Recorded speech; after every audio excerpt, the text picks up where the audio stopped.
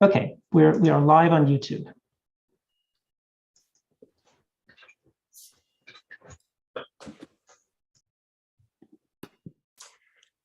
So hello to everyone. I'm James Claxton. I'm one of the organizers of the FDI Mediation Moot. Thank you very much for joining. After 6 general rounds of competition and semifinals yesterday, we have arrived at the last mediation in the competition. In this final round, we will have the pleasure of watching Team Moegi as the investor and Vema negotiate with Team Hanada as the state MECAR. Bill Wood of Brick Court Chambers and Maxwell Mediators will be the mediator. And assessing the round, we have Kun Fan of UNSW Sydney, Chiaro Tondini of M Disputes, and Norris Yang of ADR International Limited. Yukio Kashimoto and Sakura Beppu will administer the mediation. Yukio, the floor is yours. Thank you, James. It is our pleasure to welcome you to the final round of FDI Mediation Moot. And once again, my name is Yukio Kashimoto from Kyoto, Japan. And I am the session manager, session supervisor in this proceeding.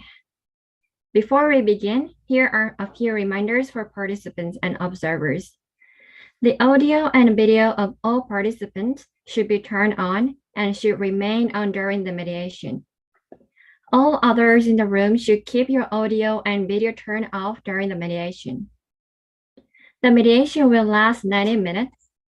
The mediator and negotiation teams may hold 1 or more private meetings of up to 7 minutes each. Each negotiation team may take 1 break of up to 3 minutes. Competing teams may not communicate with anyone not participating in the mediation, including coaches and non-participating team members. We will now start the mediation. I invite the mediator and the teams to begin when you're ready. Thank you.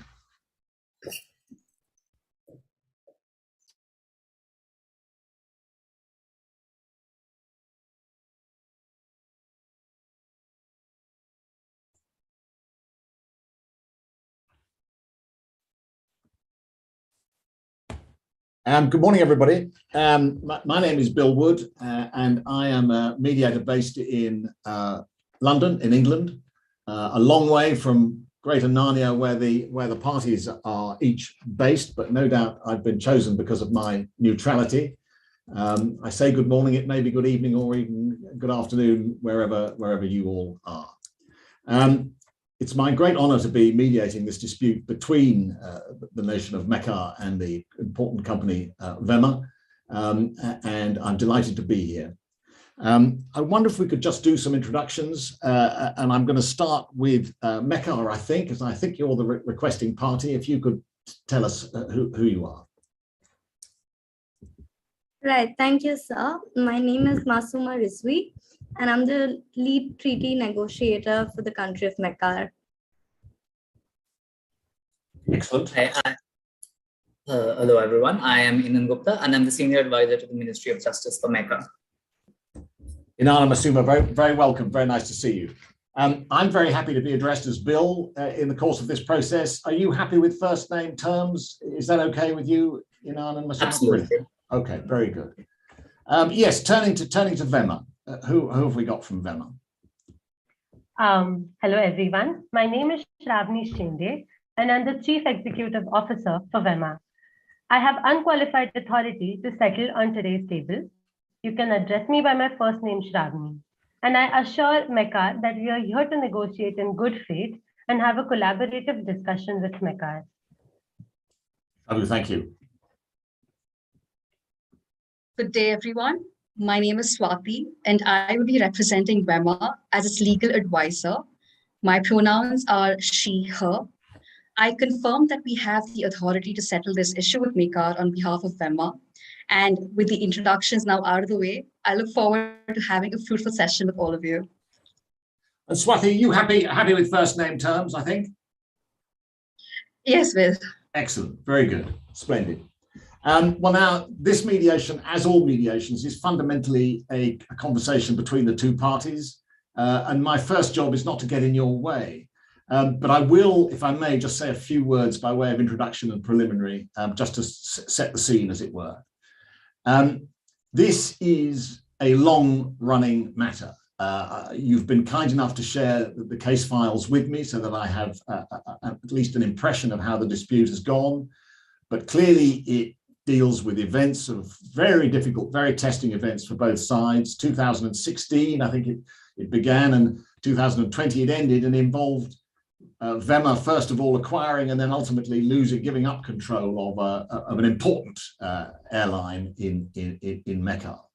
And we sit here now in the aftermath of an arbitration award that's been rendered in that dispute.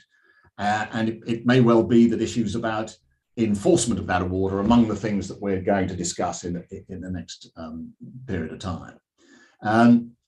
But I think the parties barely need reminding of the ground rules in mediation, because my understanding is that the parties have used mediation a number of times in the course of this process. But let's just remind ourselves what the basics are. This is not an adjudication by anybody. This is unlike the position with the judge, who starts off as neutral and then ultimately becomes partisan and gives a judgment. I remain neutral throughout the process. I may ask you some questions to help assess the risks and advantages of settling, the risks and advantages of not settling, that kind of thing. But you're not going to get an award or a judgment. You'll probably be relieved to hear that.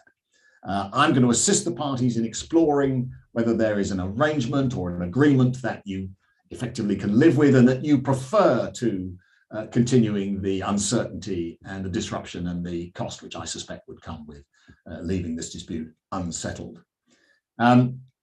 It's an absolutely voluntary process. You've come here voluntarily. More than that, you've committed senior people on both sides to this process, which is much appreciated. Your continued participation is voluntary at all stages. You absolutely don't have to settle.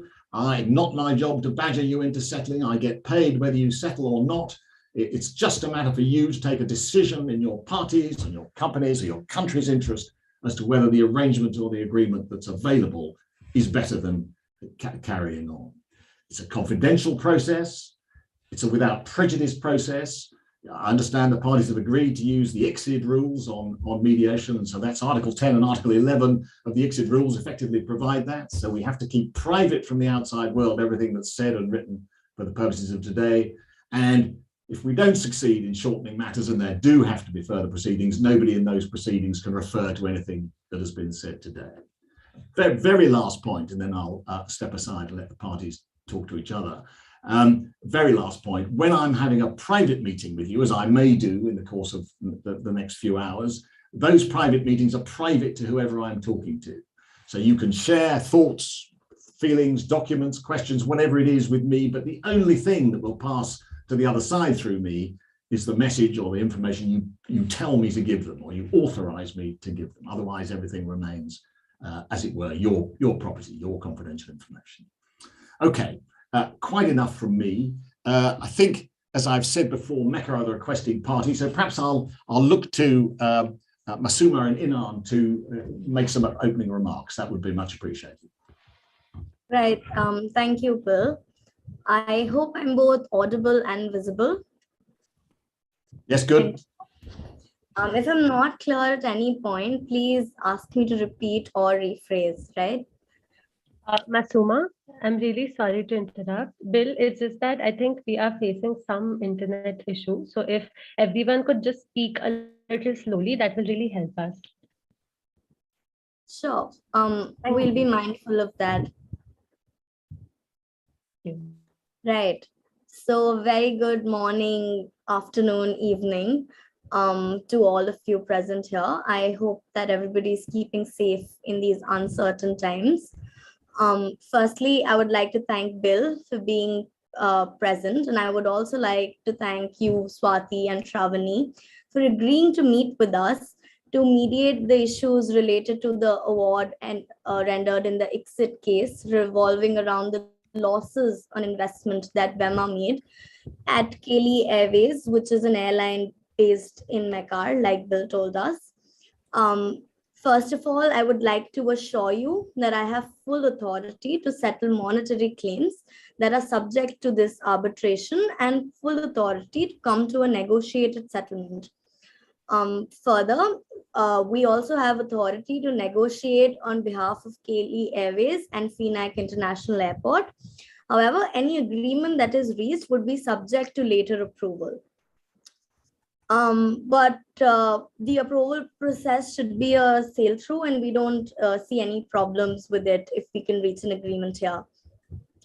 At the outset, I would also like to mention that as the world is starting to open up again after the pandemic, I think collaboration between KLE and VEMA would go a long way in helping us to use the aviation industry to rebuild both our economies and deal with the effects of the COVID-19 pandemic. We are also here for the prompt settlement of VEMA's claim, independent of the decisions taken in the award. We're also open to discussing the application or non-application of the Singapore Convention to any settlement agreements that result from this mediation. And I mean, if I'm being candid, it's an unfamiliar instrument and these terms have not been tested. So we're willing to formalize any contract, and Mekar can give you personal guarantee of compliance if you're okay with that. But we're very glad that you chose mediation to resolve issues related to the award because it's a consensus-based process and it would be a more constructive alternative for redressing any grievances. I believe that both parties would save on substantial costs and time by avoiding protracted legal proceedings. And for this reason, I would like to inform representatives from VEMA that even though our Ministry of Justice plans to challenge this award in Zito, we can completely avoid that route if we reach a consensus-based solution at this table. In the interest of transparency and good faith, I invite all parties to firstly exercise key business acumen and have a forward-looking approach in this session. With that, I'd like to invite Inan to open further for us. Yes, Inan. Thank you, Masumandal. Greetings of the day, everyone. I'm Inan Gupta, the Senior Advisor to the Ministry of Justice, specializing in economic policy and governance. I'll be dealing with the technicalities of the matter and offering the legal and economic perspectives on the positions that come up during the course of this session. Since this mediation stems from an arbitral proceeding, I'd like to briefly state our position on those issues. I get that this is a very contentious matter, and I'm not trying to dig up old graves, just contextualize where we're coming from onto this table. Respectfully, we believe that the tribunal has erred in its ruling. The state of Mekar has well-founded reservations about the admissibility of the amicus brief by CBFI. And then the tribunal went on to award the total amount of the claim to VEMA in a surprisingly short order, relying on CBFI's brief. So I hope you can understand our misgivings about an award running to all of 15 pages, ordering a compensation of $700 million. However, we are sympathetic to VEMA's losses, but several factors contributed to it, including overzealous expansion and its decision to cut its losses, even though it could have risen again when the crisis abated, given the significant market share it enjoyed. Any claims from VEMA must take this into account, as ultimately, an investment treaty is not an insurance policy against commercial risk. Indeed, in many circumstances, an investor may be attracted to invest in the developing economy because of the possibility of a higher rate of return. Yet, the presumably greater instability will indeed be a part of the business risk, and an inquiry into the reasonableness of its expectations should not fail to assess this element. As to the applicability of the Singapore Convention to any mediated settlement, as Masuma pointed out, it is uncharted territory. Further, the applicability of the convention to investment settlements in the first place is somewhat questionable and is being debated amongst experts very vigorously. Therefore, Mekar sees no need for the adoption of this convention. Now, I do not wish to start on a discordant note. And I invite both parties to not view this as a zero-sum game. If there are 4 issues and we see them as binary, you win 2, I win 2, I believe everybody loses on all 4 items. Bunuru and Mekar are 2 states bound by a shared history of colonial oppression and a shared goal of prosperity for their peoples and for Greater Narnia. Bunurian enterprises have the capital, and we have opportunities and markets rife with potential, which is why we believe a collaboration tapping these synergies will be beneficial for both parties. So what we are looking for from this session is an independent settlement of the investment dispute and discussing substantive and procedural terms for any future collaboration between the parties. Thank you. Inan, thank you so much. Yes. Over to Vema. Can once everyone confirm that I am audible? Yes, you are. Can I Very get a good. thumbs up? Yeah, thank you so much. I want to start off by thanking Bill for explaining the process of mediation so cogently. Bill, you explained that this session is secure, and it puts me at ease knowing that this session is confidential. We at VEMA have concerns regarding the impact that this dispute has had on our reputation in the aviation sector, which has in turn also affected our financial health. Rebuilding our reputation and strengthening our goodwill in the market is thus important to us. The confidentiality aspect of this session, therefore, assures us that we can do damage control along with Mekar. I also want to thank Mekar for extending an invitation for this mediation. Even though we were not able to come to a consensus regarding the merits and procedural issues in previous mediation sessions, I genuinely believe that we did make progress and build mutual trust and fostered mutual respect. This trust we rebuilt together using the collaborative power of mediation was why we did not expect Mekar to challenge the award or resist its enforcement. However, we are ready to put the past behind us and move forward. Masuma and Inan help us help you and vice versa. Today, we come to this mediation with an open mind and a fresh perspective. We understand that Mekar is also reeling under an economic crisis and cannot possibly pay us the 704.5 million at present. We too face severe losses, as Inan pointed out, to an extent where we faced solvency issues and had to be bailed out by Bonnaroo. The situation aggravated further during the COVID-19 pandemic. Therefore, we come today with creative proposals in mind that can satisfy our mutual interests. We truly hope Mekar also approaches the dispute with the same bona fide intentions. We have recovered and we want to move forward along with Mekar. One of our primary interests today, other than protecting our reputation and improving our financial health, as I mentioned earlier, is promoting tourism in Bonnaroo via VEMA. VEMA currently owns a 100% stake in the Royal Narnian Airlines. Bonnaroo, as you know, Masuma, is lined with pristine beaches, parks, as well as cultural treasures. We are not opposed to working with you once we have established trust and positive synergies between us again. So the creative solutions that I mentioned envision us working together to fulfill these interests that we have today. We also believe a great way for us to reinforce mutual trust and align synergies would be by agreeing to the application of the Singapore Convention. I also understand that Inan mentioned, as well as Masuma, that you feel that it is an uncharted territory and that there is no need for application of the convention. I hope once we have voiced out our concerns and we have culled out our mutual interests, maybe we can convince you why we want the Singapore Convention to be applicable and why we see its benefits today. We take pride in the way we do business, and based on the trust that we have shared in the past, we look forward to this session. Masuma, I am here to assure that we are listening to you and we are here to understand your perspective. My counsel Swati will lay down our key interests for today's session and also the agenda points for consideration. Yes, Swati, yes, please. Thank you, Shravani, for being so forthcoming in sharing our interests that succinctly with both Masuma and Inan today. And also thank you, Masuma and Anand, for beginning this conversation on such a positive note. It really brings me a lot of hope about this mediation session today. Now, I believe that every issue has multiple facets to it, one of them being legal.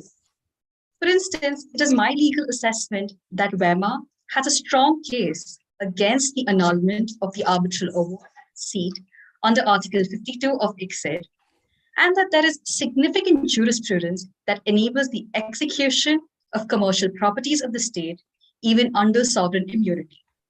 However, I understand that this is simply one side to a coin, and that my colleague on the other end as well has his legal assessment. I hope that Inan and I can look beyond the black and white of law and look at the gray, the space of mutual interest that mediation offers insights into. I am positive that with the assistance of Bill, we will use this platform to shift from positional bargaining to interest-based negotiation through collaboration, direct communication, and through the formulation of mutually beneficial solutions. In good faith and for the sake of transparency, I would like to let you know that apart from the settlement of monetary claims, building trust between the parties is of utmost importance to WEMA in today's mediation. On that note, I will list the points that Shravani and I would like to discuss with you today. Bill, if you could please take note of the same. Sure. Firstly, we would like to talk about building trust. Secondly, Building trust, yeah. we would like to talk about application of the Singapore Convention on Mediation. Third would be discussion on the arbitral award. Fourth would be future collaboration. And fifth would be enhancing reputation. Enhancing Reputation. Yep. Now, I understand that we've given out certain points, but I want you to know that this is certainly not exhaustive, and we are here to also hear you out. And with that, Bill, it would be great if you could help us set an agenda by combining both Masuma's and Inan's interests as well as ours. Masuma and Inan, you heard that list. Shall I put them up on the share screen so that you can have a look at them and we can make sure you're happy with those terms and whether there's anything you want to add? Shall I do that? Sure, Bill, you could go ahead with that. I think we also majorly see these points. We see them in different order, but I think if we put them up, how we saw it originally was that we would like to start with a fair settlement in the first place so that we have an agreement. We could later talk, as you said, about the trust building and what it leads to future collaboration between WEMA and KLE. And then once we have an agreement, a principal agreement in place, we could discuss its enforcement and the applicability of the Singapore Convention. We can absolutely, if you don't have a problem, we could go in this order and then pick all of the other things that you've mentioned in your list here. Masuma, if it's possible, I can actually provide you a rationale as to why we thought that Singapore Convention and its application should be discussed earlier ahead. Trust building is something that is important to us. WEMA has suffered due to the dispute, and therefore we believe that an in-principle agreement regarding the use of the Singapore Convention can guarantee us that whatever settled, non-monetary and monetary and non-monetary, we come to today, can be enforced properly using the Singapore Convention. We do believe in the power of the convention to protect the parties. So we feel that it will be the right foot to start on, and it will help us not only build trust, but also align our synergies. So if it's okay with you, could we first discuss the application of the convention and then move on to the monetary and non-monetary offers and proposals that we have for each other? Masuma, I've put the terms up as drafted at the suggestion of Shrabi, but clearly this is something that both parties have to be happy with. And you've mentioned really that you've got issues about the sequencing principally. How are you reacting to that? If you could have a private moment to discuss this with my counsel, I would be very grateful, Bill. Sure. Okay. I would ask everyone else to go to the chambers. I will also specifically start inviting you to move to chambers.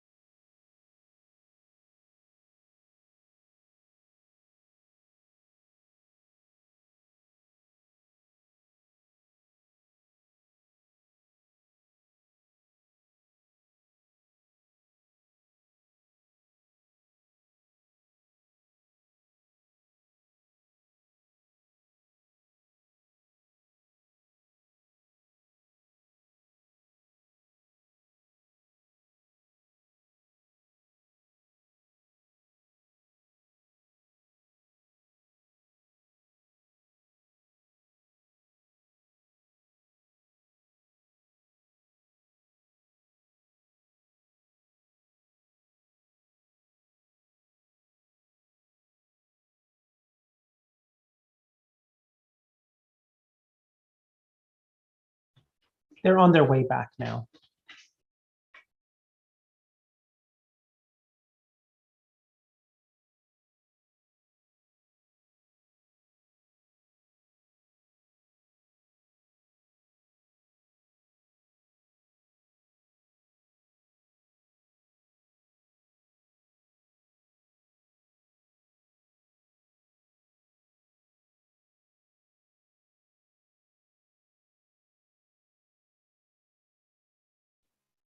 Bill, is it a good time to commence this session again? We can't hear you, Bill. I Bill, think you're muted. Charlie, very good. No, very, very good to have you back. That's kind of you to give us some space for that private meeting. Bill, actually, the team from VEMA does not want to go for a private caucus right now. Doesn't want to. Okay. Yeah. Okay. Can I see Swati yet?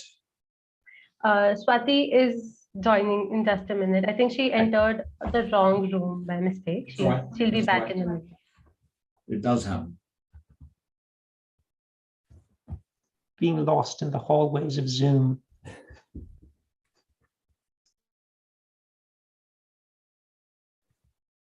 In the meanwhile, Shravani, if you would want to start giving us a little context about what you mean by trust building in the interest of time. Sure, Ms. Huma. So earlier, I really did not want to bring this up because, like I said, we wanted to move past, beyond our past and move forward. But there was an arbitration award that was set aside and then again enforced by by MECAR against VEMA. So there have been instances in the past where VEMA has felt that our interests were sidelined, if I can say that. And that is why we believe, so I think Inan mentioned something about you giving it to us in writing, where there will be an agreement that whatever is decided on the table today will be enforced. However, with due consideration to whatever has unfolded between us till now, we believe that VEMA will be better assured to go into future collaborative relationships with MECAR if we can have the backing of an international legal instrument. So Swati, my counsel, had advised me that at this point of time, the Singapore Convention, it is a great tool for enforcing mediated settlements, something akin to the New York Convention, I think.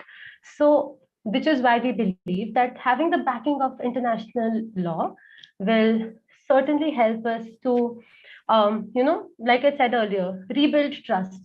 And that is all that we are here to do today, to see the potential and to explore the potential for future collaborations between us, where it addresses our concerns as well as yours.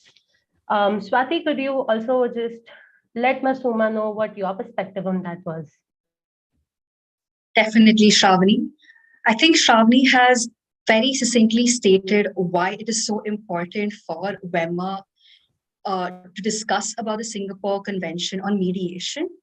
That being said, I'm pretty sure, Inan, you would be aware of this as well, that should we agree to settle this under the Singapore Convention, it would not just be beneficial for VEMA, but it would be beneficial for MECAR as well.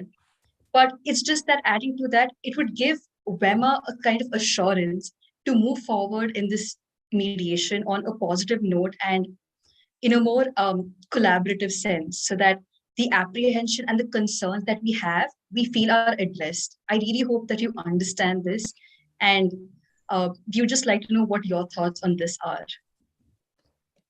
So if I understand you correctly, you're saying that you won't be secure in any settlement or any agreement that we arrive at in this mediation unless it is backed by the Singapore Convention. And therefore, you're hesitant to discuss any other issues before you have that backing in place. Is that right? Inan, hesitant is a very strong word. We are not hesitant, as we are ready to listen to whatever you have to say about the other issues. And as I told earlier, we are open-minded, we are here to explore. It's just that what we are asking from MECAR is some sort of assurance. And I think this assurance can come from the Singapore Convention. Masuma, how does that sound to you? Thank you for telling me your interest, Shravani, and also Swati. We're not very inclined on applying the Singapore Convention. Honestly, we were thinking that we'll come to that once the enforcement comes in place. Because as I told Bill also earlier, we were thinking that we'll go in the order where we discuss whether or not we'll have any agreements at the end of the day today, and then go on to discuss how enforcement of those agreements were to work. We take our word very seriously here in MECAR. And since you brought up your interest, I would also like to be very candid with you. And you may know about the general feeling in MECAR, which is of being looked down upon by Banuri investors. And how we do business is very different. We have a collaborative business approach, and we're telling you as MECAR that we are willing to give you a written contract on this table that can be enforced with the courts of MECAR, and I can give you a personal guarantee. So as to assuage I understand where you're coming from, and I understand that there have been problems in the past. But like you said, looking forward is the best option that is in the interest of both parties. So that is where we're coming from. So if I could know your thoughts on that, please. And before you reply, Shravani, if I could just add to that, what I understand from your statement is that you're looking for some form of security so that it can be more secure going forward into these conversations. So in the nature of an assurance, so I'll tell you what happens in general international practice, what I've seen in general international practice before the Singapore Convention for building trust in settlement agreements, that there can be neutral third parties appointed. There can be escrow accounts, there can be guarantees enforceable internationally. That will assuage your concerns about enforceability, about any party backtracking on its promises. So we definitely want to build trust, and we want to assuage your concerns, and we want to tell you that we are committed to this process. However, we have to understand we are a state, and we cannot accede to an international instrument like that without considering the totality of circumstances of our political system. Given how new it is, and given how uncertain its applicability is, given how it will be enforced. Shravi, obviously we're tackling what for mediators like me is an absolutely fascinating question. We've been very involved in watching the Singapore Convention develop, and this is the first mediation I've done in which this question of express agreement to apply the convention has arisen. I'm going to suggest that the parties have indicated their positions now. I'm sure the drafters of the Singapore Convention didn't mean it to hold up mediations and swamp all the other things that need to be discussed. And there's a lot that needs to be discussed here. So I'm going to gently suggest the parties have expressed their positions on Singapore Convention. We put it to one side for the moment. Nobody's given any ground. People have been very clear. And we just return to perhaps the wider issues about trust. And let me just say something about that. I heard in the opening remarks that you each made things that made it clear to me that this wasn't just a mediation about money. There was discussion about collaboration, coexistence. Clearly, the two countries are proximate. The airlines fly into each other's areas, if you like. And so there's clearly going to be considerable coexistence after this. I do a lot of mediations where people just want money, and when they've got the money, they never want to see the other side again, and they never will see the other side again. You are not in that position. The mediation has a role to play here in your continuing relationship. And I just wondered if you, perhaps under the general heading of building trust, you could each both give me your reflections on that as to be perhaps a little bit more specific. Sure, Bill. Just before we move on to that, I just have two things to say. Firstly, is that Masuma, I hear you when you say that MECAR has felt that the Bonnaroo investors have looked down on you. However, we assure you that we see you as an equal partner in this mediation. And secondly, when we meant application of the Singapore Convention, of course, we are pinning that for now. However, we just meant to the extent of what is agreed on today's table, and we wanted to limit it to that extent. But we are ready, as Bill says, to pin this for now and move on to the more collaborative aspects. So for that, Bill, if I just had a few questions I wanted to ask Masuma and Anand. So could I? Please, yes, go ahead. Thank you. We wanted to know what was the financial health of Mekar, and does it see itself able to pay us, and to what extent? Because I think I heard Masuma talk about some sort of monetary payment as well. So Swati, could you just flesh this question out a bit for me? Yes, sure, Shravani. And I think, Shravani, it was the right thing to pin the whole issue on the Singapore Convention for now. But I'm pretty sure that both Masuma and Inan have understood how important building trust is for us. And Inan, you have put forth some great suggestions, which I'm sure we will come and explore. About what Shravani was asking, we know that the arbitral claim is around 700 million. That is exclusive of the cost of arbitration itself. And we understand that we wouldn't be here today if you were willing to pay that amount.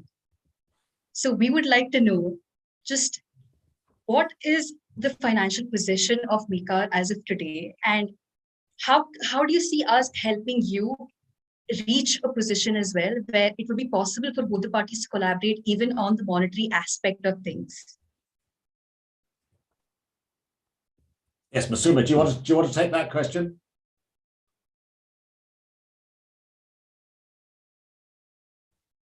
Masuma, you're muted. Still muted at the moment. Hi, I'm so sorry. Thank you, Swati and Shravani, and thank you for your question. Just one small correction is that it's not like we think that we would want to pay a compensation. A fair and prompt resolution of this dispute is something that is in the interest of both parties. But as you understood correctly, we have budgetary constraints. We represent the people of a country that's financially bleeding out. And at the moment, 700 million, that big an amount comes up to a major chunk of even our public spending. It's money that we need to spend on things like healthcare, especially from a world that's reeling from a pandemic. But in the interest of the long-standing and deep economic ties that have stood between Benuru and Mekar, we're willing to make you an offer. Before that, we would just like to know from you, unless Anand has something to add, in the light of the pandemic and in light of what we told you about our economy, what extent can VEMA lower its demands so that we can settle this dispute? Anand, do you have anything to add? No, just, yeah, what you said is perfectly covers it. Thank you. I'll take that question. So can I just confirm that I'm audible? Yes, you are. Great. So as I told you earlier that VEMA was on the brink of bankruptcy and we were bailed out by Bonnaroo. Slowly, we have been recovering as the COVID-19 travel restrictions have been uplifted by the governments. So what we are looking at right now is sort of a hybrid proposal where there is a monetary as well as a non-monetary component to it. And we are definitely flexible with respect to both. So with respect to that, we actually had a proposal in mind. And Swati, do you think it's the right time to share it with everyone? Indeed, Shravani, I think that it will be the perfect time because we cannot directly tell you in monetary terms how much we're willing to lower, because as Shravani has already stated, that we are here to collaborate with you and build a long-term relationship with you. And in that sense, even non-monetary compensation for us would be something which we would be willing to explore with you here. And I think this would also enable both the parties to deepen the relationship and bond that we have. So Shravani will be sharing a screen right now with an offer for you. Is my screen visible, Bill? It is. Yes, no, excellent. Excellent. Oh, great.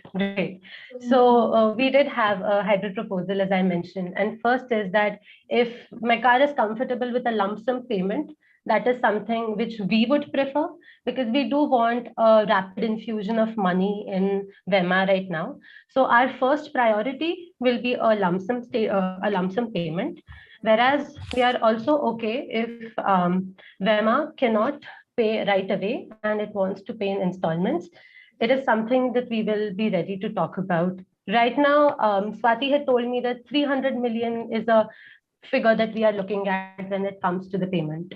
And secondly, with respect to the non-monetary terms, as I told you earlier, it is in our interest that VEMA becomes the forefront runner of the tourism industry in Bonnaroo, which has been attracting a lot of tourists from all over the Greater Nanian region.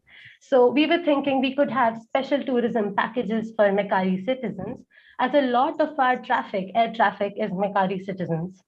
We were also thinking that VEMA and our Royal Nanian carrier could get some increased air routes to Bonnaroo from the Finac International Airport. We were also thinking of setting up special kiosks at the Finac International Airport, which is a global hub for international flying, where we could promote our tourism packages as well as the Bonnaroo tourism industry in general. Other than that, Kylie, when we had purchased a significant stake in Kylie, we inherited operational discounts at the Finac Airport, which included discounts on airport services, landing and navigation fees at Finac International Airport, etc. So this is something that we are looking at. Swati, do you have anything else to add to this? Shravani, I think that the table places the offer in a very organized and systematic manner for both Masuma and Inan to peruse through. And now I think I would just like to know from Masuma and Inan, which one of these looks more lucrative to you or feasible? And then I think you can start the discussion from that point on. What do you say, Inan and Masuma? Right. So I heard a mention of a figure of 300 million by Shravani. If you could just tell me what you meant by that. Definitely. So what we were looking at is that we could get a lump sum payment or a payment in installments of an amount equal to 300 million right now. And the rest of it, we are ready to go if we can agree upon some collaborative solutions that are non-monetary in nature. Right. Also, we are ready to sweeten the deal for Mekar.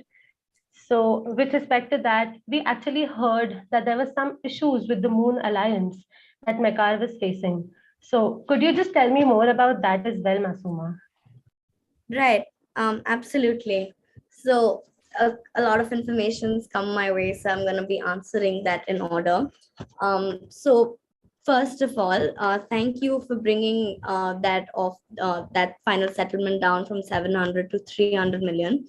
I assure you that on behalf of all the people of Mekar, we really appreciate this collaborative spirit that you've had and the interest that you've shown in collaborating with the Finac International Airport and BEMA. We can make you an offer that ranges between 150 to 200 million, provided that the terms of the agreement allow us to make incremental payments for up to 5 and 10 years. So we agree that in principle that we would need to make this payment in installments. That makes more sense for us. Inan, we've also thought of a model about how we would want to be paying it back. So Inan, if you would like to throw some light on that or share your screen and so on, or if you could just explain it to us. Absolutely. Thank you, Masuma. So, and before the discussion devolves into bargaining over numbers, I'd like to highlight this very big achievement that I see, that we have an in-principle agreement that the arbitration claim can be extinguished if Mekar is willing to pay a certain amount. And as Masuma indicated, we are willing to do that. So both parties have an agreement on this score, that if a payout is made, the arbitration claim will be settled. Now, all that remains to be seen is the figure and the terms of the payment.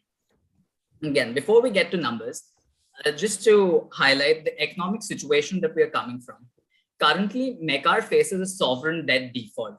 We already have a lot of accumulated senior debt, which we are unable to pay, and we are looking at a default. And as Masuma mentioned earlier, the claim of 700 million was well over well over twice our consolidated annual public spending. So it is a very heartening gesture that you should lower it down to 300 and be open to discussion. Now, as you know, from the situation we are coming from, we are looking at very serious sovereign debt restructuring of all our liabilities, and any payouts made towards an arbitration award are included in that. I'm sure Swati will know that arbitration awards do not come under exempted debt.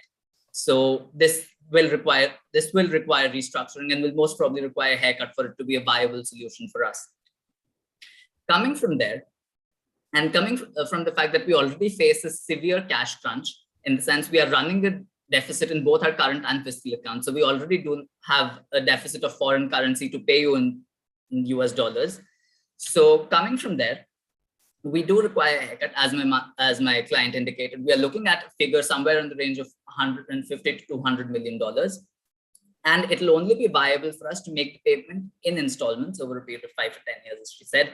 And it'll have to be incremental, where the lion's share comes towards the fag end of the period. And Thank you, Ina. I'm interested to hear reactions to the bottom box, the non-monetary box from Masuma and Inan, if I could. Any thoughts about the emphasis of that, or how do you want to deal with that? Right. So before we talk about future collaboration, we've already established that the continuing relationship between WEMA and MECA is very important for us as well. But we've had some issues with how WEMA was functioning, and we've gone down this road before, right, Bill? We've tried to make it work before, and it didn't end well for clearly either of us. So before we make promises on what we can do and what sort of advantages and disadvantages we can offer to each other, there are certain things that we'd like to discuss as like conditions before we start thinking about the terms of what our collaboration would look like. So if we were thinking if we could go. Masuma, you just froze. Yeah, I think my client ledger, I can take over. So what we're saying is all of these non-monetary all forms of payment that they've listed out, these are very interesting. And we had some things of our own in mind, that we can offer facilities at the FINAC airport and repair and storage facilities that are very attractive. And we can probably look at a code share agreement or a loyalty transfers program. We can look at a very wide range of substantive collaborations. However, preceding that, there must necessarily be a certain level of goodwill, and we have to look at procedural equity before we enter into any substantive agreement. So only then will all these things be viable. Only then will it be workable, which is why we want to separate the two issues. The settlement of the monetary claim is one issue, and all of these non-monetary aspects are definitely very important to be discussed, but they require a conversation about procedural equity.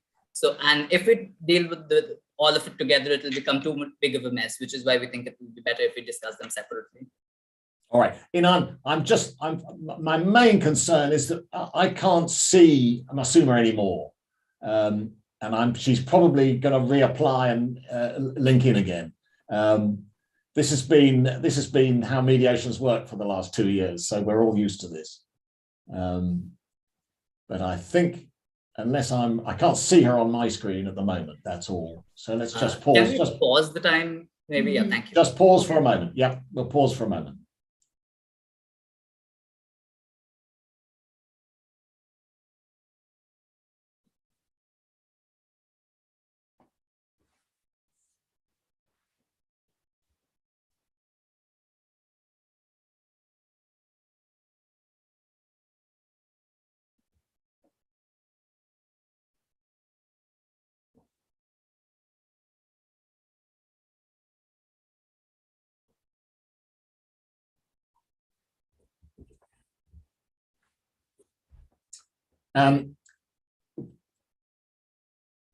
Just while we're waiting, Inan, you talked about procedural equity as being an issue that's arising now. Could you just sort of give us a definition of what you have in mind by that? I mean, what would be the content of that discussion? We don't have to have that discussion now, but what would be the content of that discussion? Because it's clearly something you and Masuma have discussed, I think. Right, of course. So as Masuma indicated earlier, that there has been a perception in Mekar that of being looked down upon by Bunurian investors.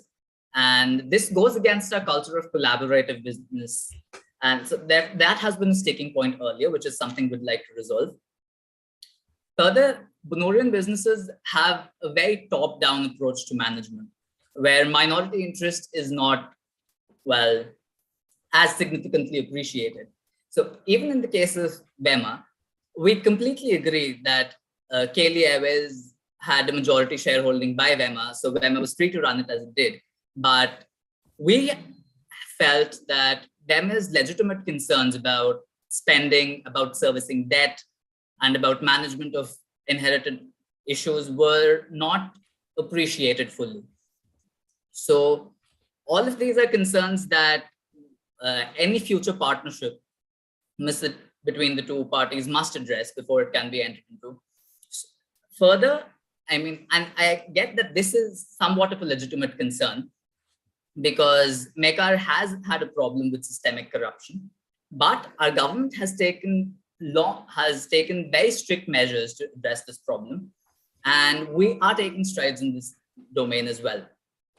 But repeated allegations of corruption and repeated, well, complaints of apprehensions of corruption, we believe dent our image in the international market. And that is also something that will have to be addressed if we enter into a future partnership. Thank you, Inad, very much. Masuma, welcome back. I'm afraid we lost you briefly there. We paused for a moment, then I just asked Inad to explain this concept of procedural equity that he'd mentioned, and I think that you mentioned before you were cut off, just so that that's clear. Now, let's just take a quick pause here. The parties have tabled monetary proposals, and my sense is that there's a discussion to be had to narrow that gap, but that the parties have made really good progress there. Then there are some non-monetary elements that we've talked about and that have been developed a little bit in discussion. But I think I probably need to take Shravi and Swati to this question of procedural equity now, and those concerns that Inad mentioned, because they're clearly important to him and to his country and to Masuma. And I just wondered if I could get your reflections on that from Vema's point of view. Definitely, Bill. Thank you so much for your question. Just before Swati moves on and answers that, I just want to say that today, when Vema came to this mediation table, we came with a fresh perspective and with an open mind. But what we see is that we are still going back to the past and we are pointing fingers. And that is something we really do not want to do today. We want to look forward, we want to move forward. And of course, a future collaboration is not possible without us being on the same page, which is what we are here to do. And I think Swati can address that better. But I assure that we are here to collaborate and that we are going to ensure that all of us are on the same page when we enter into a future collaboration.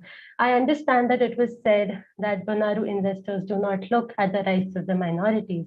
However, I want to assure you, Inad, that we too have minority communities that are working in the companies of all the different groups of companies that we have. So, extremely sorry to interject, but just to clarify, I did not mean minorities in the demographic sense, but minorities in the corporate governance sense. Swati, could you please also address whatever else we had to say? Yes, Shravani. I see that here we are going a little back and forth on a lot of issues here. I think like it's the right time to call for a caucus. Like Bill, I think we could use your assistance with certain things here. Would it be okay if we get into a caucus now? Absolutely. Thank you. So just to clarify, Mwegi and the mediator will stay where they are, and the others should go to a breakout room. The assessor should also stay here so that they can assess the caucus.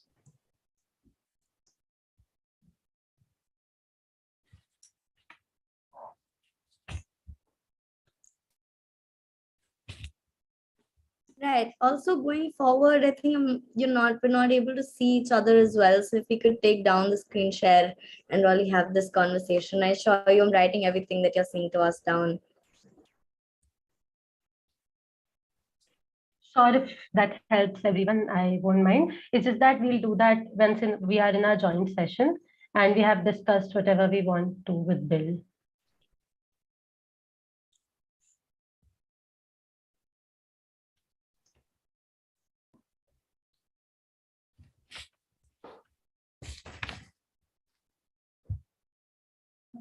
Hanada, Inan, I think you need to go to. There we are. There we are. Okay. Right. Shravi, Swati, we have a private session. How are you getting on?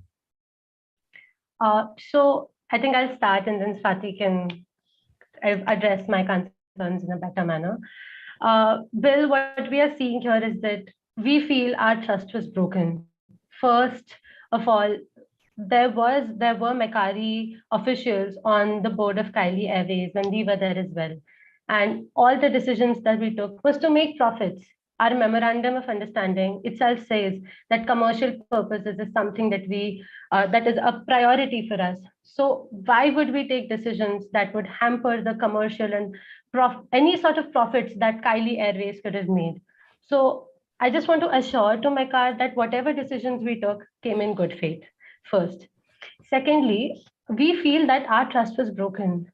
And we want some sort of assurance, which is why we were asking them to agree that the Singapore Convention will be applicable to the extent of today's settlement, and which would have assured us that, okay, yes, Macquarie is not going to go back on its words because earlier it has enforced an arbitral award that was set aside by a court of law. So that is where our concerns stemmed from. However, this is something we do not want to bring up because we do not want to point fingers at all. Swati, could you address this again? Sure, Shravani. Bill, I think that there's been so much of exchange of information here that first we were talking about the monetary aspect, and before that we were talking about the trust aspect of it, which was really important to us. But then the other party was not too keen about agreeing to the Singapore Convention, which we're still fine with. But then again, they are also bringing up the whole thing about procedural equity and all of that, which again stems down to trust. So I think somewhere where Shravani is coming from is that we are trying our best to listen to the other party's concerns, but we don't feel that being reciprocated here. And on this note, Shravani, I also want to just tell one thing to you. I see where you're coming from like a business perspective and from the perspective of corporate governance, taking into account what the minority shareholders view as such might not seem like intuitive to us, because we go by the whole majority stakeholders. It's about people who vote in majority, right? It's what they choose that ultimately is adopted. But then on this note, I think we could still collaborate with them. Why don't we ask them how it's done in Macquarie? Like, how exactly do they incorporate for the opinions, views of the minority shareholders? Like, there's something that we can do. I don't think we have anything to lose from this. But that being said, Bill, we're just really concerned that here we don't feel like our main concern of trust is being addressed here. And it will be really, yeah, Bill, please go on. No, I mean, I'm keen to give you what help I can before we lose our slot. I think there is a huge history here. You've both got a sense of sincere grievance from what's happened here. I think you've both got it. And there are wounds here that may take a while to heal, and those wounds may stop us settling today. That's entirely possible. But I think if you could acknowledge what they have done, and yet stress, Shravi, as you did to me a moment ago, how strongly you feel about your side of things. I think that would be useful. Sometimes there's a rush to collaborate before you've properly explained to each other how bad things have been in the past. And this is a mediation of parties in conflict. It's not just a sort of a friendly tea party. Singapore Convention is going to come back to haunt us a little bit. He did suggest guarantees, binding guarantees from international banks and solutions of that kind. I think that's a possibility. That may be the answer. And Swathi, just to come to your last point, I think a very good idea to ask that question. Explain to us what you mean. How do you do it? I think that would be really, really good. I think a little bit of just reminding everybody how deep the wounds are of the past, your own wounds, and yet acknowledging that they have those problems as well. And then Swathi's excellent question in relation to, just explain to us what do you mean in art? How does it work with you? I think that would be a good part of the formula. Just one thing. So Masuma had asked me to take the screen sharing down. However, I do feel that the different offers that are on the table are reflected here right now. So would it be possible for you to share this instead, or is it okay if we could share this? Because I think we are also agreeing to have an in-principle agreement on the governance principles that they are talking about. Like Swati said, we want to know what kind of governance strategies they have in mind. So can you just tell me how we could deal with that as well? Well, I think, why don't you leave it up for the time being? Just talk through, you could just talk through where you think you are on this document. Finishing off by saying, so we're wondering what you mean by future collaboration. And then, because it's clearly something she wants you to do, if you then took it down, we would then make a nice fresh start on, and we'd have much bigger pictures of each other for the next part. Something along those lines. Sorry, we've talked about a lot, so you'll have to just pause for a moment and think what order you're going to deal with those things in. Sure. Well done, both of you. Very good, excellent, very helpful. Thank you so much, Bill.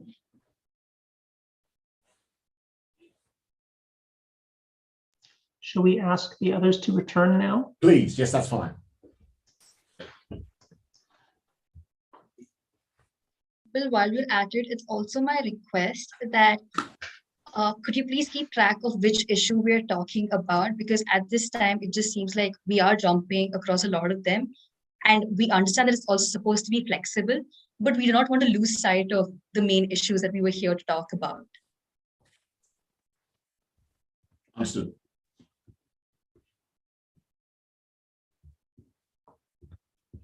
Welcome back. Hi, Masuma Inan. Nice to see you. Thank you for that permission and that opportunity. I think what I might do before we take down the screen share is just reflect on where we're getting to. Is that all right with everybody? The payments are in the top two boxes. $300 million US. I think VEMA was prepared to accept an installment payment approach amounting to the same amount of money. And then on the right-hand side, the suggestion is 5 to 10 years incremental payments reaching 150 to 200 million. And I think Inan said that he wanted that backloaded. In other words, it was the bigger hits were going to come later on. Then there've been mooted some tourism packages in the first 4 bullet points on the right-hand side of the bottom.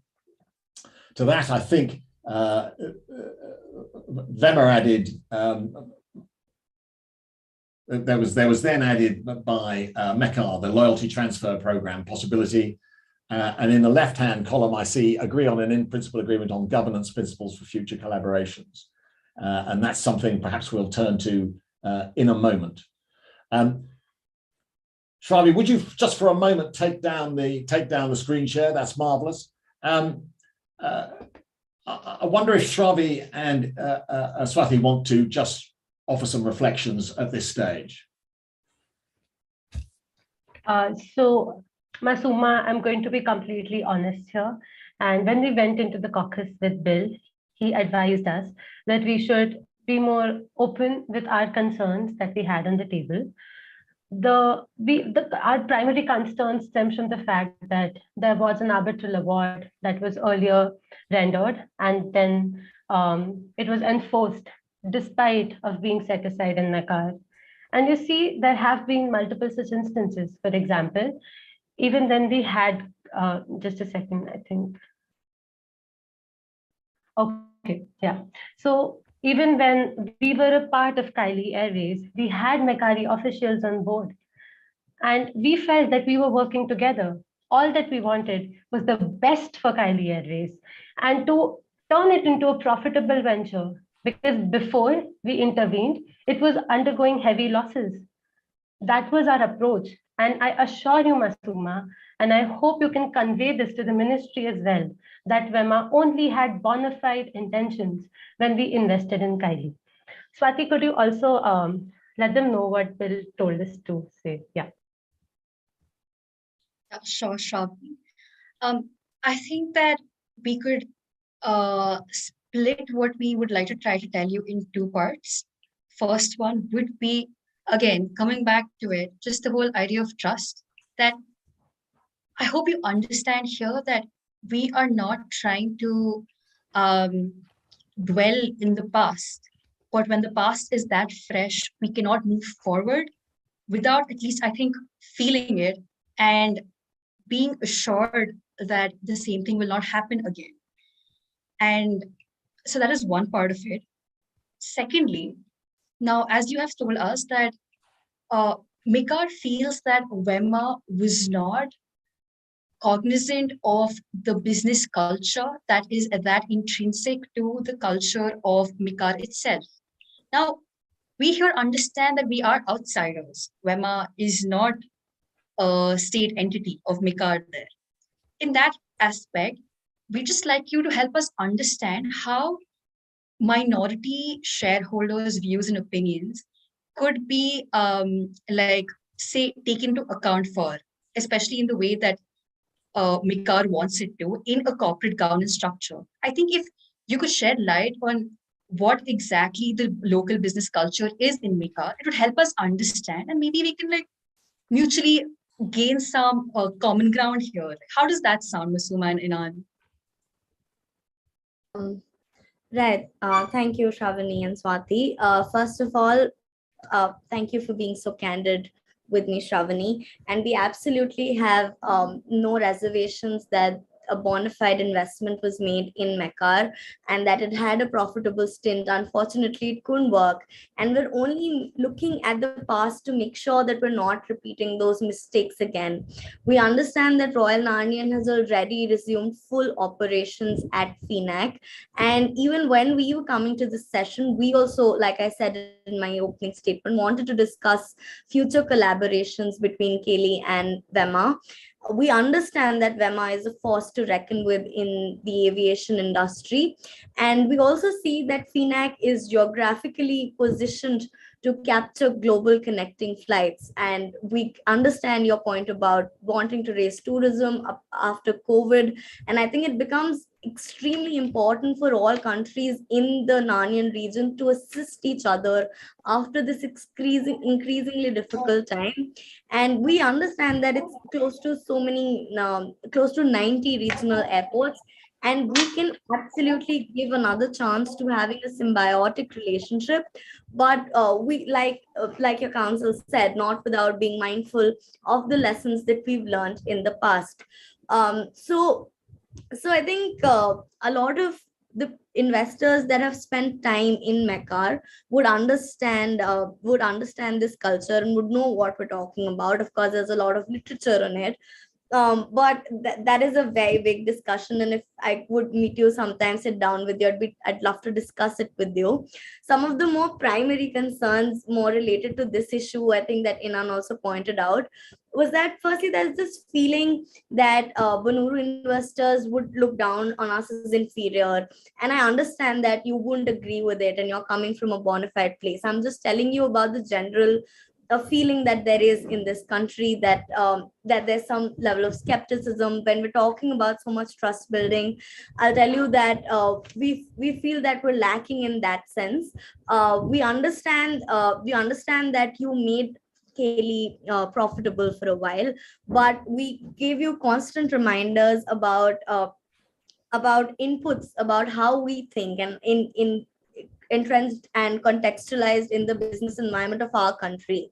Our civil aviation ministry kept giving you input. So going forward, we'd like to see how you would make sure, if we were to give you any inputs on how it is to best run, how they would be taken into consideration. Second of all, we're not very comfortable with the top-down approach of management. So if we could think about just pitching ideas here, if we could think about how that could look like in the future. And Inan's already brought about points about corruption, lack of appreciation. So if you could just go back so that it can be communicated to the people of Mekar in that manner, right? I'm just telling you about that. And I think that's all from my side. We're extremely grateful about the Moon Alliance as well, and I think that we're looking forward. Like this session is making me so hopeful that we're going to have collaboration again between our countries, and we just need to figure out a few modalities, and we'll be right there. So Inan, if you could just complete my thought. Absolutely, Masuma. So what she said, that all of this procedural activity is important as a precondition, because we also need a gesture of good faith that such any future agreement of collaboration we enter into would be viable. And as she pointed out, that these are the broad concerns we've had based on our past experience. And we'd just like to be acknowledged and heard that these are things that need to be addressed. But we don't ask you to give a point-by-point plan of action, how you'll do it in this session. I think that's an unreasonable expectation. So if we agree on these principles, then we can move on to the substantive discussions of what non-monetary future arrangements we can have, including concessions at FINAC, preferential route allotment, repair and storage facilities, code shares, etc. Well, thank you so much for that, Inan and Masuma. I think that the concerns that Shravani and I had, and I think the tension there kind of dissipated here. I hope that it's not just me, it's everyone in this room. Will, what do you think? Do you think like we're on a much better note here? Yes, I do. Yes, I do. Carry on. Yeah, thank you so much. So what I hear from you is that you have problems with respect to the top-down approach that WEMA had when it was an investor entirely. But you see, if you notice like the non-monetary proposals that WEMA has put forth to you, it wasn't really in the sense that WEMA would invest in Mekar there. It was more like Mekar itself would undertake these activities. So we think that probably there was a kind of dissonance or disconnect here, because the kind of offers that you might have, the non-monetary offers, might be somewhere where you might require WEMA to invest or something. So I think it's a good opportunity for us to like get into what your proposals are for non-monetary. Right. And right. I think like the last 10 minutes, we could probably just 7 minutes, we could revisit all the options that we have gone over and probably review them, if that's okay. Like I'm just keeping track of time here as well. Yes. Shravi, do you want to add anything to that, or shall we ask Masuma and Inan to come back on that? Nothing, just that Masuma, we hear you and we are listening to you. So yes, please let us know what your proposals are.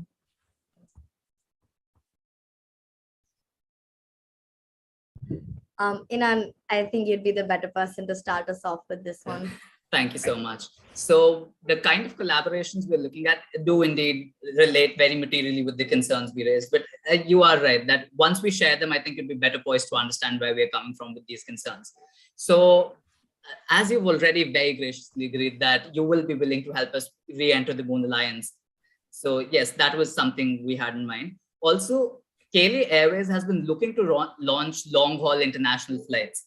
Currently, the fleets that it operates has mostly flights best poised for shorter routes, because that is how the fuel efficiency of those aircraft is manufactured.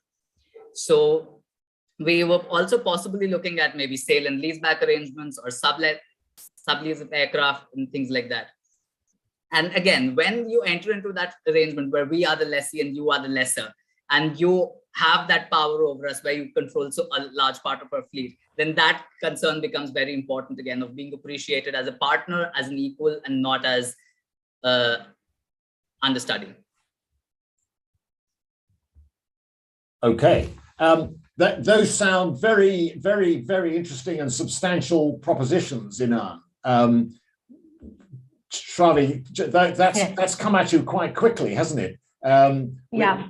So you may, I mean, as always, the advantage of mediation is that it will extend for the amount of time that's necessary, even though this particular session may come to an end. But do you have a reaction to what Inan has? We do, yeah. Please. So earlier we had heard that there were talks of the Moon Alliance trying to take Kylie Airways out of the alliance. And what we had in mind was that because Royal Nanian is an important member of the alliance, we could go back and have a meeting with our other co-founders and basically talk to them, pitch them why Kylie Airways can still be a part of the alliance. What I wanted to understand better is that can Masuma shed some light on why exactly there was certain discord from the part of Moon Alliance, or did something transpire? What changed due to which the Moon Alliance was looking at somehow just removing Kylie Airways from the alliance? Could you please let me know what you think about it? I think we know as much as you know, honestly, and we've also just heard that it might be happening. We were wondering to know from you that it's not true, but I think you telling us that you'll go and talk to them and prevent it from happening is the second best option and the best thing we can hope for during this time. So, I mean, there's nothing really new that I can tell you from this point of view. Right. Understood.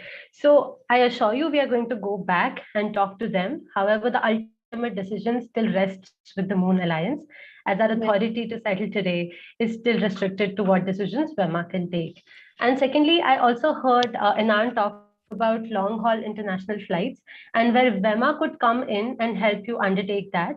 So of course, we would be more than ready to look into the nitty-gritties and hash out the details of how such long-haul international flights could work.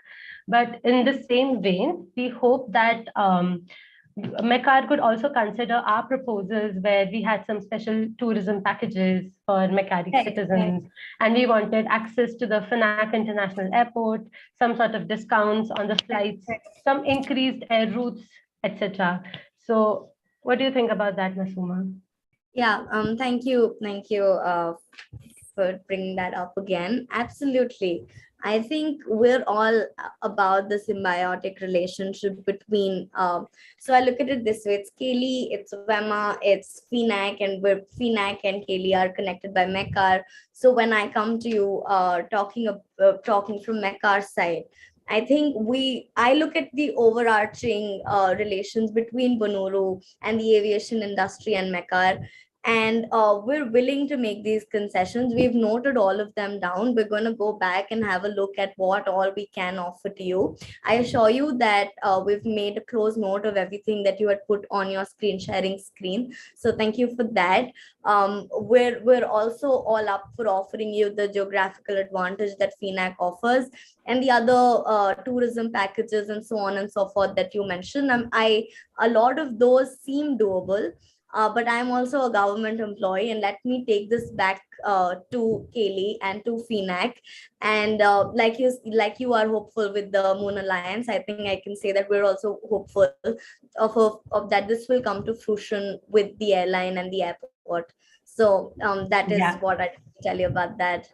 I think that's great.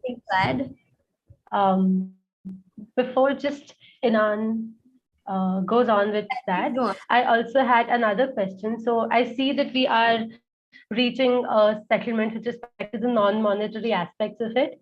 And I remember you had given us a range and a ballpark figure. So if we could also hear about specific numbers, that would be great. Swati, could you flesh this out for me, please? What are your thoughts? Right. Thank you so much for that, Shravani. Like Shravani has said, I think we've made humongous headway, in fact, both for monetary as well as non-monetary concessions and proposals here. I think both the parties have been extremely creative in coming up with solutions that are beneficial for both the sides. That being said, like Shravani has just pointed out, we were talking about the monetary payment just before we had headed into talking about the non-monetary aspects of things. So we would just like to know the incremental value of payment that you were talking about. Could you please give us figures as to what would the first injection of payment itself be? And then you also need to talk about the interest rate, because this is something that's happening over a period of, say, 5 to 10 years. So we would just like to have a clearer idea about the exact number of years, the interest rate, and the package of every installment. I hope I'm clear. If I'm not, please feel free to. Very clear, very clear. I understand your query perfectly, Swati. Thank you. So now, as my client said, that we are authorized to go as high as $200 million. We gave you that range of 150 to 200. 200 is a hard limit for us. And since you asked for specifics of the amortization schedule, what would the installments look like? What would the time period look like? You have to understand it's very difficult for us to determine that right now and to give you a schedule straight away, because that will depend on a number of factors. Like I said, that we are looking at an extensive sovereign debt restructuring process right now. So our cash flows will determine how much we are able to give you and when. Of course, we can come out with details eventually once we have an in-principle agreement. But just to give you an idea of what will be the different factors influencing this. So it'll depend on a variety of factors. For example, do you insist on a payment wholly made in US dollars, or will you be able to accept part of the payment in, say, MON? Because you do have extensive operations in Mecca. So payments in MON will be fairly easy for you to settle and utilize. So maybe can it be 75% in dollars, 25% in MON, something like that. It'll also depend on whether Bonoru is perhaps able to help us re-enter the bond market, because we would like to refinance our existing debt with other creditors.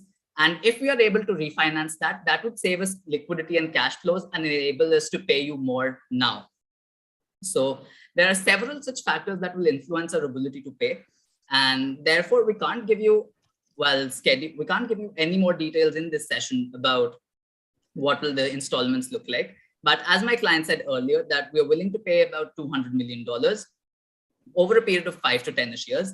And as the terms of payment become more favorable, of course, we will get closer and closer to the 5-year mark. Perhaps if it's very favorable and our fortunes also improve with the economy, perhaps we're able to pay it all off in 5 years itself. And so that is how it will go, basically. Swati raised the question, which always arises in this situation, of interest being due on the outstanding sums. Again, this probably isn't the moment to pin you down to rates or anything like that, but is that in principle acceptable? Now, what we were looking at was agreeing on a flat amount of $200 million US.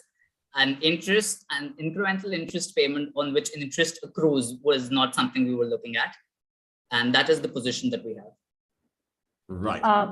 Bill, I had a quick counter offer to make, if it's okay. Okay, Shravi, yes, please. Yeah. So it's in Vema's interest right now if we can get some sort of a lump sum payment, because we do need an infusion of cash. As I told you, Vema was backstrapped for cash earlier. So is a 150 million USD dollars lump sum payment something that you can do? Is it something that is possible? Or what is the figure? What number can we get right now? Is it possible? Right. So I think you've not read the papers today, or you'd know about the state of economy that Mecca is in right now, where we're not in a position to be offering you 150 millions upfront as a lump sum amount. We're looking at it as a full and final settlement sort of a figure that was between 150, and then we really, you have to understand that before coming to this meeting, I've spent days and days on this very table trying to make sure that there's some settlement that we can come to. The Ministry of Justice was very confident in our claims and about like other properties that you could get enforcement out of also. So we've seen all of that through. 150 to 200 million is the payment that we're looking for over the period of 5 to 10 years. And it, as we said, it has to be incremental. So you have to understand that we're just still reeling with the effects of the pandemic and our economy, and we wouldn't be in a position to offer you anything lump sum straight up. And we understand that you have also received infusion from the state of Gunuru. So in that context, to what extent would it be okay with you if we're not able to make a lump sum contribution of that kind? I think I was just trying to get an idea of where Mecca was at, but due to the paucity of time, I think we can pin this for now. Of course, Bill can schedule another session for us. I want to thank you, Masuma and Inan. It has been a wonderful session, and I'm glad that we have made substantial progress. With respect to the monetary aspect of it, we are flexible. And if you want incremental payments, that is something we can look into. Of course, our councils can chalk out the nitty-gritties of it at a later point. Regarding the non-monetary aspects of it, of course, again, we are amenable to having an in-principle agreement about the kind of corporate governance structures that MECAR is looking into. We are forthcoming and we are collaborative. So we also hope that we get the tourism packages and the kind of concessions we are asking at the FNAC International Airport. And lastly, with respect to whatever settlement we come to in the next session, its application of the Singapore Convention, we really hope to discuss that point in the next session as well. I'll pass it over to Swati and she will give our closing remarks. Thank you so much, Shravani. I think Shravani is extremely right in saying that, well, this has been extremely beautiful of a session. It was a roller coaster of a ride, but then it was worth it. I think, Bill, since we've come to a lot of in principle agreement, I think it would be beneficial for both the parties if you could send us a handout or something over email wherein we are aware of where we are at, so that in the next session we have a good starting point. That being said, Masuma, I think I would just have two things to say here. Firstly, about the monetary aspect, we just wanted to know what our interest is here, which is that a lump sum amount to just inject right now because WEMA is in need of that money.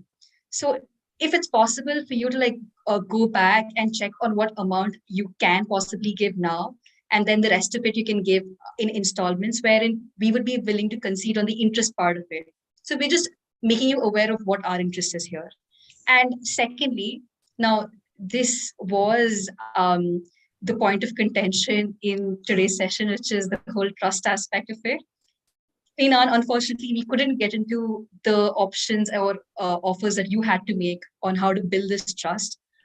So I think in the next session, we could also start with that. So with that, I think that we would like to thank you all for accepting to mediate with us. And yeah, it was really fruitful. Thank you. Masuma, do you have any reflections, Masuma? Yes, first of all, I'd like to thank you, Bill, for this great session and for making sure that we reach so many agreements so smoothly.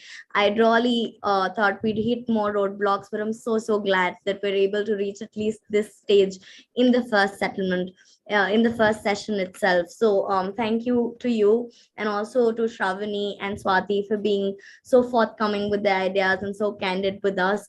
We understand that there are some creases that we need to iron out, but I think I'd really like to thank you for your time and thank you for agreeing to meet with us. I think we should, through the course of these mediation sessions, not lose sight of the fact that protracted legal proceedings is not something that is in the interest of either parties.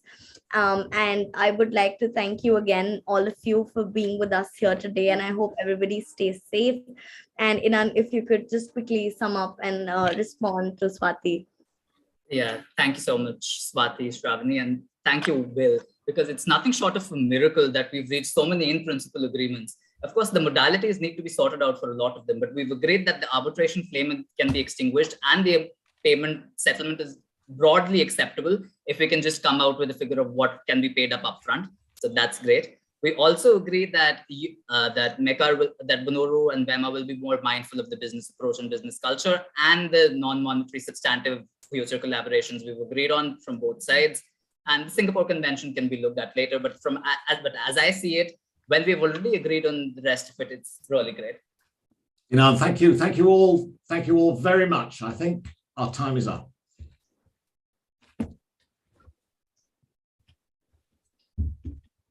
Bravo. Yeah, great, good. We'll stop the live stream here.